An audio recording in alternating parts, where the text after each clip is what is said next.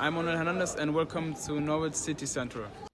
Hello everyone over at Norwich City Central. My name is Dan. I'm from the Saints with the Southampton fan channel. Now I've been asked to give you guys a bit of insight on all things Saints ahead of our meeting at St Mary's on Wednesday night. I've just finished watching the FA Cup draw. We've got Huddersfield at home. Nice easy tie. Satisfactory that. But of course we're talking about the Premier League, and it's been a very mixed season for us so far. Obviously we're both in the bottom three going into Wednesday night's game. We can get out of it if we beat you guys and Everton fail to beat Liverpool, which I think they will do. I think they'll lose that quite comfortably.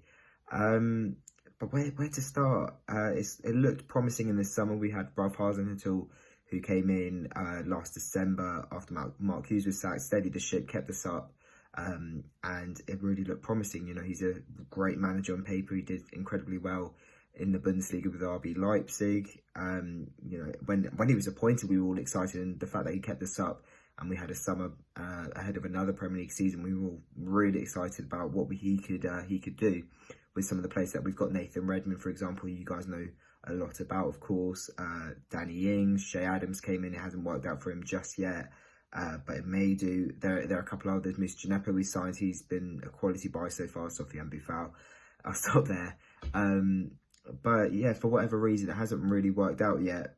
We got a massive win on Saturday against Watford. If we hadn't won that, you know, everyone would have been saying we were down, and I'd be saying that with them. You know, had to win that game. A draw wasn't enough.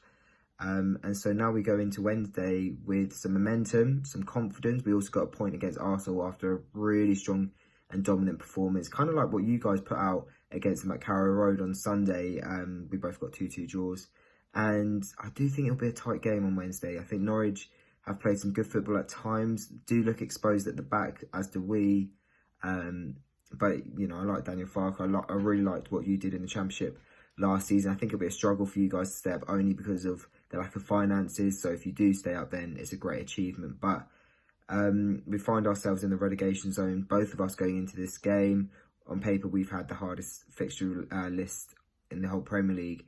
So we've now got some on paper winnable games to pick up some points and sort of ease ourselves away from relegation. Because ahead of the new season, we sort of didn't really think we'd be near that. We hoped that we didn't have any fear of relegation, and so far it's not gone to plan. But we can steer ourselves away from it, starting with a win against Norwich on Wednesday. But in terms of players to look out for, I mean, I'd be saying your old boy Nathan Redmond, but recently he's not really looked as lively. He was won our player of the season last year.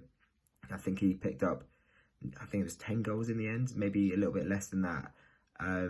But he was a really key player for us in our attack. Hasenhüttl changed him completely, and he just hasn't looked like he's been as sharp this year. I don't know what it is. It's like he'll choose to play the sideways ball instead of put a cross in the box, or have a shot, or when he's had a shot from long distance, it's not been on target, or it's not been nowhere near from scoring.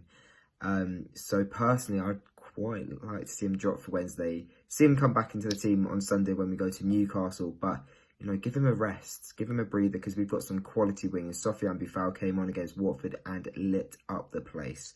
He was fantastic. He did that against Arsenal as well, but he's been outstanding recently off the bench. He hasn't scored yet, but you'll see on Wednesday what sort of trickery he's got up his sleeve. Mus Djenepo as well, we bought in the summer. He's been the exact same as Buffon. I think if we play both of them at the same time, you guys are going to have a really tough evening. Danny Ings is in incredible form, 9 goals so far this season. So he's probably the main one to look out for. But you've always got a chance of scoring against our defence. It's leaky. We keep rotating it, so the players aren't really used to playing with each other that much.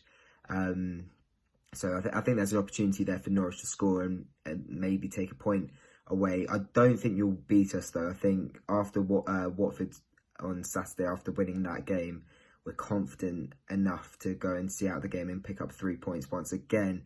Like I said earlier, though, I think it's going to be tight. I think it'll be close, but I do think we've got more individual quality than you guys, a bit more Premier League experience as well. And I think we're going to win the game 3-1. That's my personal prediction. No disrespect to you guys. I'd love to see you guys stay up. But yeah, midweek on Amazon Prime, I mean, what's that all about? Safe travels to all the Norwich fans who come down. It's a big trip for for a Wednesday night. And yeah, obviously may the best team win, hoping that's Saints. I hope that gives you guys enough information on what's going on at Southampton right now. I'm sure the guys at Norwich City Central will be nice enough to leave my link in the description below. And yeah, we'll see you on Wednesday night.